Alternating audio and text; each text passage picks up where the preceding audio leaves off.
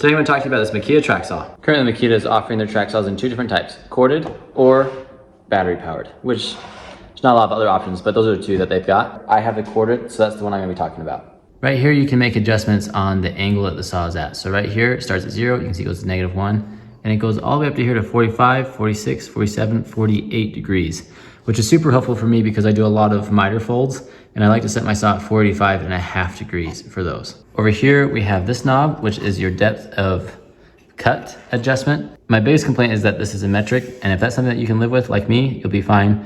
If you're really stuck on the 1/16 of an inch, maybe look at a different one. These two knobs here and here, they adjust how tight your saw is to this little bar that's right here. So if you don't tighten that, the saw can give back and rock back and forth. Right now I've got them adjusted so it's nice and tight, but still not too tight where it still rolls on the track, which is helpful for a track saw. Anyways, what you'll see when I flip this is it's got these two little, I don't know, discs is how I describe them. These discs, you can adjust them to come a little tighter or a little looser to the track. And that's all those knobs do. You also saw this little piece right here. What this does is when you've got the saw set to a bevel, you can slide this in and it helps the saw from tipping over. Here by the handle, you've got your rate of speed for the blade. I just keep mine usually on full blast because just living the best life, right? But you can adjust the speed of the rotation of the blade if you want. On the back side of the saw, you've got this dust port, it can adjust. Also on the back side of the saw, if you're gonna bevel it, you do have to loosen right here as well as on this front piece that I was showing you earlier. Inside the handle, you can store this Allen wrench right here for changing the blade, which is super helpful. This button right here makes it so that you can plunge the saw. What it does is you see this little pin right here, it's locked right now. It retracts that pin. So when you push that button, you can now make a full plunge with the saw. Now, what I like to do is I push that button, pull the trigger, turn on the saw, and slowly make my plunge is how I like to do it. If you want to score the board before you make your full rip, you can push this down, and then what it does is it will only let it go so far. I don't know if you can see, but now I can't do a full plunge. So it's just having the saw blade come out about the width, the length of one of the teeth for a scoring it pass. I don't really use that function, but you can if you want. And then right here, you've got this little blue dial. And what you can do when you need to change the blade, you flip this. Oh gosh, this is really hard to do one-handed. All right, we'll initiate the plunge. So we got that plunge initiated. And now, see how I can rotate that? It will now catch that.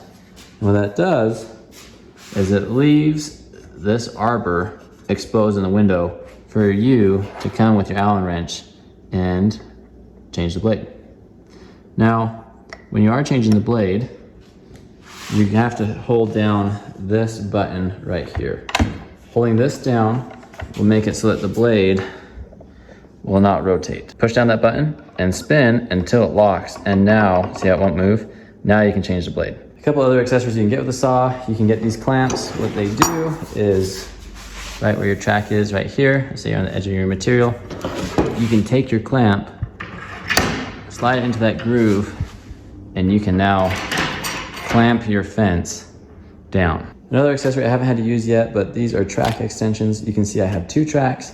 These are just bars that go between the two tracks and make it so I can make my 118-inch track and my 55-inch track be one track, which I will need to use for some beams in not too long of a period of time. Something that I did on my tracks, which I thought was super helpful, was I actually put a coating of paste wax on these, and it's helped the saw move really smooth up and down this. The biggest area to actually focus on is this groove right here. I found when I put a lot of paste wax on this, that really helped the saw move back and forth nice and easy. I've been super impressed with this little saw right here. It has worked fantastic. I've used it for cutting down doors, for making mantles and floating shelves. I'm gonna be making some beams with it.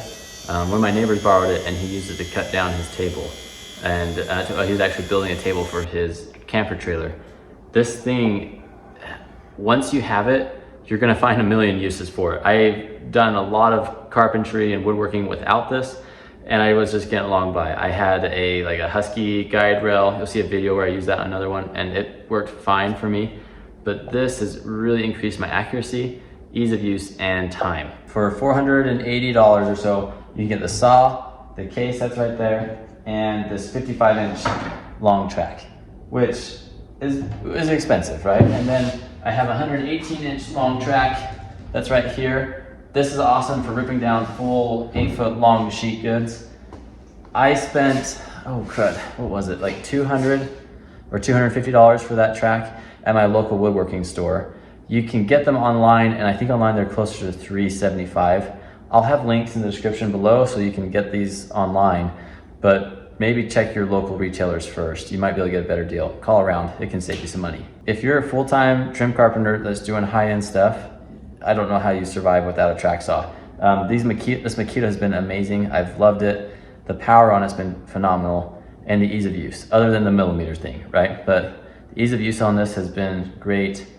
I love how accurate it is, how fast it is to set up, and it's just a pleasure to use. I love having a perfectly straight cut. It makes me so happy inside. Thanks so much for watching, guys. I'll catch you on the next one, and have a good rest of your day.